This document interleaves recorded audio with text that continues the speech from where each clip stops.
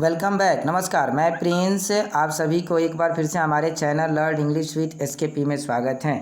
My dear, आज की इस क्लास में हम क्लास 12th के 100 मार्क्स अंग्रेजी के पोएट्री सेक्शन का एक इम्पोर्टेंट चैप्टर द सोल्जर की समरी को पढ़ेंगे, जैसा कि आप स्क्रीन पर देख रहे हैं, जिसके लेखक रॉबर्ट ब्रूक साहब हैं। माय डियर, सोल्जर मीन्स सैनिक होता है। तो आइए शुरू करते हैं। शुरू करने से पहले अगर आप हमारे चैनल पर नए हैं और अभी तक चैनल को सब्सक्राइब नहीं किए हैं तो सब्सक्राइब कर लें, अपने दोस्तों में वीडियो को शेयर करें, बेल आइकन को भी प्रेस कर दें क्योंकि हमारा नोटिफिकेशन आपको सबसे पहले प्राप्त हो। माय डियर, शुरू करते हैं। The soldier is a patriotic poem. Soldier जो कविता है वो एक प्रकार का पैट्रोइक पोएम है, देशभक्ति कविता है, इन फॉर्म्स ऑफ सोनेट, जो सोनेट के फॉर्म में लिखा गया है। माय डियर, सोनेट क्या होता है? तो 14 लाइन्स पोएम को सोनेट कहा जाता है। ये कविता लिखने की एक विधा होती है, पोएम की एक टूल्स है सोनेट, जिसमें 40 लाइन होते हैं। 2 स्टेंजा होता है। फर्स्ट स्टेंजा 8 लाइन का होता है, सेकंड 6 लाइन का होता है। तो 8 लाइन वाले स्टेंजा को ऑक्टिवा कहते हैं और 6 लाइन वाले को सेस्टेट कहते हैं। माय डियर, ये सोनेट जो है एक विधा है, आई होप आप समझ रहे हैं, है ना। Compose by the great war poet. जो सोल्जर जो है वो कंपोज किया गया है एक बहुत बड़े वार पोएट यानी कि युद्ध कवि रॉबर्ट ब्रूक के द्वारा, है ना। तो सोल्जर एक प्रकार का पैट्रोइक पोएम है जो सोनेट के फॉर्म में है। आप देख सकते हैं किताब में, इसमें 14 लाइन है इस कविता में। तो ये सोनेट है एक प्रकार का, जिसे कंपोज किया है एक बहुत ही बड़े और बहुत ही महान वार पोएट रॉबर्ट ब्रूक ने। He was born in 1887। इनका जन्म 1887 में हुआ एंड डेड इन 1915, और इनकी मृत्यु 1915 में हुई। आइए आगे देखते हैं पोएम में किस चीज़ को मेंशन किया गया है। तो in this poem the poet describe, इस पोएम में जो कवि हैं रॉबर्ट ब्रूक वो वर्णन करते हैं the feeling of an English soldier, कि जो इंग्लिश सोल्जर हैं यानी कि इंग्लैंड के जो सैनिक हैं, जैसे हम लोग भारत के रहने वाले हैं तो भारतीय सैनिक कहते हैं यानी कि इंडियन सोल्जर कहते हैं, उसी तरह इंग्लैंड के रहने वाले यानी कि जो इंग्लिश सोल्जर है उनकी फीलिंग क्या है, वो क्या अनुभव करते हैं। Who goes to foreign country, जो दूसरे देश में लड़ने के लिए गए हैं, to fight for his own country, अपने देश के तरफ से। माय डियर, जब फर्स्ट वर्ल्ड वार चल रहा था यानी 1914 में, उस समय के बातों को लिख रहे हैं, उसको केंद्र बिंदु बनाते हुए फर्स्ट वर्ल्ड वार को, जिसमें एक देश के सैनिक दूसरे देश में लड़ने के लिए जाते थे। तो उसी को बता रहे हैं कि सोल्जर को क्या फील होता है जब वो अपने देश के तरफ से दूसरे देश में लड़ने के लिए जाता है। The poet is saying, poet कह रहे हैं डैट कि व्हेन ही शुड डाई, कि जब वे मरेंगे, है ना, ओनली थिंग, तो केवल ये सोचना चाहिए that there should be a corner of a foreign field on the earth hidden from dust, कि उस फॉरेन फील्ड का यानी कि उस विदेशी सरजमी का, है ना, जिस धूल में वो मिल जाएंगे, हिडन कर जाएंगे, छुप जाएगी उनकी बॉडी। यदि कोई सैनिक मर जाता है तो उस मिट्टी में मिल जाएगा, उसका एक एक कोना जो है वो उस सैनिक का ऋणी हो जाएगा, उस देश का ऋणी हो जाएगा।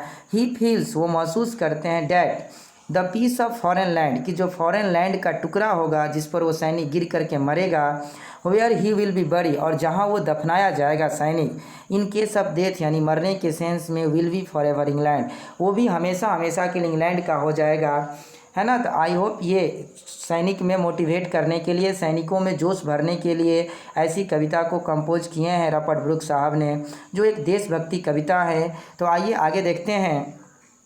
माय डियर, आगे लेखक बताते हैं कि ही कंसीडर्ड, वो विचार करते हैं the piece of foreign land to England, कि जो फॉरेन यानी कि विदेशी सरजमी का जो टुकड़ा होगा जिस पर सैनिक गिर करके मरेगा, वो इंग्लैंड का क्यों होगा। तो बता रहे हैं बिकॉज, क्योंकि he was born and brought up in England, क्योंकि वो सैनिक जो आज मरा पड़ा है उस धरती पर, है ना, वो कहाँ जन्म लिया, तो इंग्लैंड में, एंड पला बड़ा कहाँ, ब्रॉट मतलब पला, पला पोसाना, तो वो कहाँ पला बड़ा, तो इंग्लैंड में पला बड़ा, इसलिए वो हमेशा हमेशा के लिए इंग्लैंड का हो जाएगा। इंग्लैंड का वो ऋणी है वो सैनिक, है ना, देश का कर्ज चुका रहा है। फॉर हिम डेथ, कह रहे हैं कि मेरे लिए डेथ इज़ हिज ड्यूटी, और किसी भी सैनिक के लिए डेथ जो है एक ड्यूटी है, उसे वीर गति को प्राप्त होने में, युद्ध में मरने में जरा भी संकोच नहीं करनी चाहिए, क्योंकि देश के प्रति वो मर रहा है। हर सैनिक का ड्यूटी होता है कि वो पीठ न दिखाए बल्कि युद्ध भूमि में लड़े और अपने देश का नाम रोशन करे, देश को कभी झुकने नहीं दे। एंड सेज डैट, वो कहते हैं that nobody should mourn his death, कि सैनिक के मरने पर किसी को मौन नहीं करनी चाहिए, पश्चाताप नहीं करनी चाहिए, रिग्रेट नहीं करनी चाहिए। His love for his country, क्योंकि सैनिक का जो प्यार होता है उसके देश के प्रति होता है। वह अपने देश से प्यार करता है। एंड हिज सेक्रीफाइस, और सैनिक का जो त्याग होता है, इज लाइक, वो a son's love for his mother, जैसे एक बेटे का त्याग होता है एक माँ के प्रति, है ना, उसी तरह का प्यार होता है एक सैनिक का अपने देश के प्रति, है ना। तो माँ और बेटे के प्यार जैसा होता है उसी तरह सैनिक और देश का प्यार होता है, इसीलिए उसके मरने पर वो देश के लिए मरा है। मौन करने की आवश्यकता नहीं है, पश्चाताप, बल्कि गर्व फील करने की आवश्यकता है कि उसने देश के लिए अपना सर कटा दिया। आइए आगे देखते हैं माय डियर। लेखक आगे बताते हैं, he says that in his death he will became a part of an England heaven, यानी कि मरने जब वो मरेंगे, यानी कि मर करके कोई भी सैनिक वो किसका पार्ट बन जाएगा, तो इंग्लैंड हेवन का, यानी कि अंग्रेजी स्वर्ग का एक हिस्सा बन जाएगा, उसे अंग्रेजी स्वर्ग नसीब होगा। My dear, not only England but सभी देशों के सैनिक जो होते हैं उनको स्वर्ग ही प्राप्त हो, क्योंकि वो अपने देश की सेवा में लगे रहते हैं, देश की सेवा में अपना सर कटा देते हैं।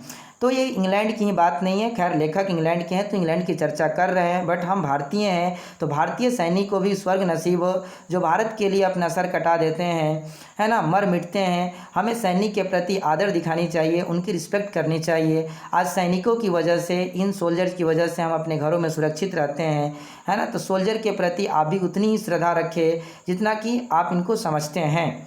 माय डियर, आगे देखते हैं, he is prepare to die, वो कहते हैं कि वो मरने के लिए तैयार हैं। देखिए माय डियर, कितनी बड़ी बात है कि एक सैनिक मरने के लिए तैयार रहता है, बिकॉज, क्योंकि ही बिलीव, उनको भरोसा है, that he will be doing this for his Motherland, कि वो जो कुछ भी कर रहे हैं, मरने जा रहे हैं, वो अपने मातृभूमि के लिए मर रहे हैं, मदरलैंड के लिए मर रहे हैं। इसीलिए उन्हें मरने में ज़रा भी संकोच नहीं करनी चाहिए सैनिक को, है ना। ये नहीं कि पीठ दिखा कर के युद्ध भूमि से भाग चलें, है ना, देश का झंडा नीचे हो जाए, देश का मान नीचे हो जाए। माय डियर, ये सैनिक का कर्तव्य नहीं है। तो ये सारी बातें बता करके रॉबर्ट ब्रूक साहब सैनिकों में जोश भरने का काम कर रहे हैं, बता रहे हैं कि सैनिक का क्या ड्यूटी होता है।